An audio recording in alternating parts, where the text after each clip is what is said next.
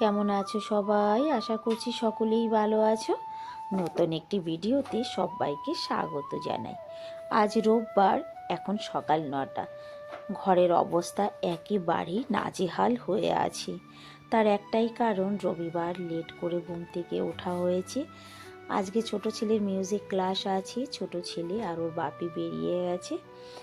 ছেলেকে ক্লাসে ছেড়ে দিয়ে উনি চলে যাবেন, আর বড় ছেলে এখনও ঘুমিয়ে আছে। আমি কিন্তু এখন ছটপট কাজে নেমে পড়ছি। এই দেখো, আজকে এত বড় একটা কড়াই, কেন বলো তো? এই বড় কড়াইটায় আজকে রান্না করার কি কারণ? বাড়িতে কি অতিথি আসছে? না গো, অতিথি আসছে না। বড় কড়াইয়ে রান্না করার একটাই কারণ, সেই দিন যে পিকনিক করেছিলাম ছাদে, কাঠের জালে রান্না করা হয়েছিল আমার এই কড়াইতে করে। বোন মেজে ঘষে পরিষ্কার করে দিয়ে গেছে, তবে আমার মন মতো হয়নি। তো ভাবলাম, কড়াইটা যখন আমার মেজে ধুয়ে পরিষ্কার করতেই হবে, তাহলে এটা রান্নাটা করে নিই। তাই আজকে সকালবেলা এই বড় কড়াইতে করে আমি সবজি করলাম, পাতাকপি ভাজা। এইবার এই কড়াইটা পরিষ্কার করতে গিয়ে আমার ঘাম ছুটে গেছে, তাই আমি গায়ের সোয়েটারটা খুলে নিয়েছি। কারণ আমার ঠিক জুত মতো হচ্ছে না সোয়েটার পরে। আর চাকু ছুরি যা কিছু দরকার সমস্ত কিছু নিয়ে কিন্তু কড়াইয়ের পিছে লেগেছি। তার একটাই কারণ, এটা তো আমি প্রত্যেকদিন রান্না করি না, ধুয়ে তুলে রাখবো। তো নোংরাভাবে তো রাখা যায় না বলো। পরিষ্কার করে না রাখলে আবার যখন প্রয়োজন পড়বে তখন সেই নোংরা অবস্থায় বের করে কাজ করা তো সম্ভব নয়। তাই যাই হোক, অনেক কষ্ট করে কিন্তু আমি এই কড়াইটাকে আজকে মোটামুটি পরিষ্কার করলাম। মানে একেবারে মন মতো হয়নি। তার কারণ কি জানো? খুব ঠান্ডা তো, আর জলও ভীষণ ঠান্ডা। আরামসে বসে তারপরে করতে হবে। কিন্তু যতটুকু আমার দরকার ছিল ততটুকু পুরো হয়নি, তবে হয়েছে। মানে যতটা নোংরা ছিল এখন আর ততটা নেই।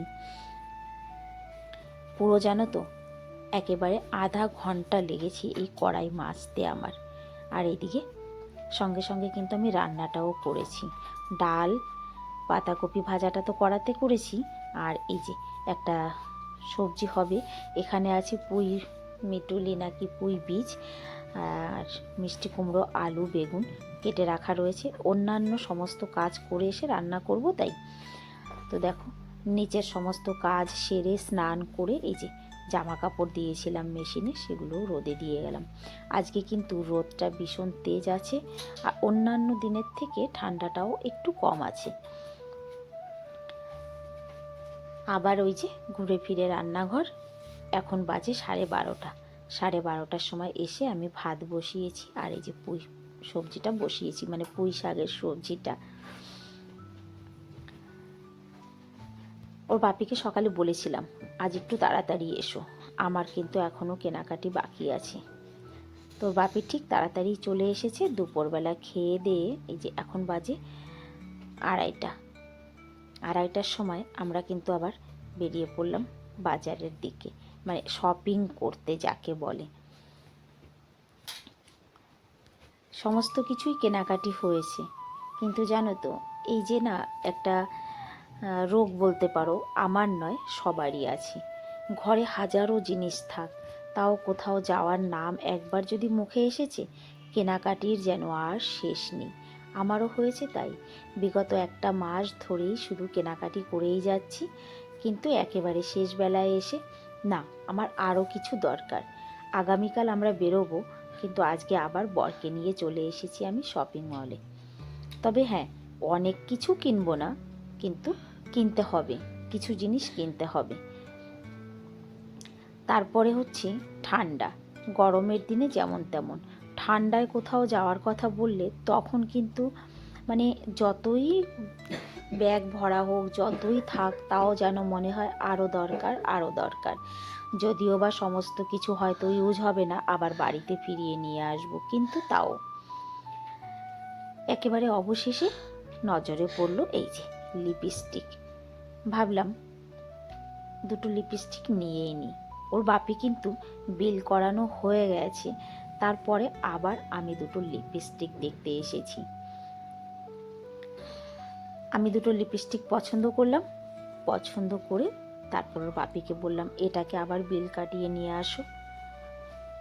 দুটো লিপস্টিক, একটা নেল পেন্ট। ওর বাপি কিন্তু দিব্যি আমার এই 3টে জিনিসের জন্য আবার বিলটা পে করতে চলে গেছে। ওমা, ইতিমধ্যে ছোট ছেলের নজর পড়েছে পারফিউমে।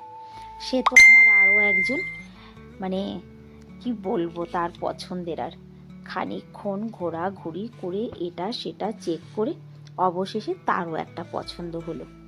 আবার হয়ে গেল তৃতীয়বার, মানে দ্বিতীয়বার তো বিল পে করলো, আবার তৃতীয়বার বিল পে করতে পাঠালাম। সত্যি কথাই, আমার বরের জায়গায় যদি আমি হতাম, মাথাটা কিন্তু গরম হয়ে যেত। তবে বেচারা কিছুই বলেনি, বিলটা পে করে চলে এসেছে। তারপরেও আমার কিন্তু আরও কিছু পছন্দ হয়েছিল, আর বলার সাহস হয়নি, না আর বলবো না। তবে বরকে একটু রাগ দেখালাম, তুমি বিলটা দেওয়ার জন্য এত ব্যস্ত কেন ছিলে? আগে সমস্ত কিছু দেখে নিতে তারপর না হয় বিলটা পে করতে। যাই হোক, বাড়িতে চলে এসেছি, ওর বাপি আমাদের ছেড়ে দিয়ে চলে গেছে। এসে ঠান্ডার ভিতরে বাড়িতে এসে কি করা যায় বলো তো, আগেই 1 কাপ চা বসিয়েছি। চা হোক, ততক্ষণে আমি তোমাদেরকে দেখাই কি কি এনেছি। বেশি কিছু কিন্তু আনা হয়নি, এটা সত্যি কথাই, তবে যতটুকু এনেছি এটুকু কিন্তু দরকার ছিল। ঘরে সবার আনগিনাত সক্স আছে, কিন্তু তারপরেও মানে 2 ছেলে আর ওর বাপির জন্য সক্স আনা হয়েছে। আমি 2টো লিপস্টিক এনেছি, একটা নেল পেন্ট এনেছি। ছোট ছেলের জন্য একটা টি শার্ট আর একটা সোয়েটার। হাজারও আছে, তাও মনে হচ্ছে কি ওখানে গিয়ে যদি কম পড়ে, মন মানছে না। তাই চলো, দেখা হচ্ছে নেক্সট ভিডিওতে। টাটা।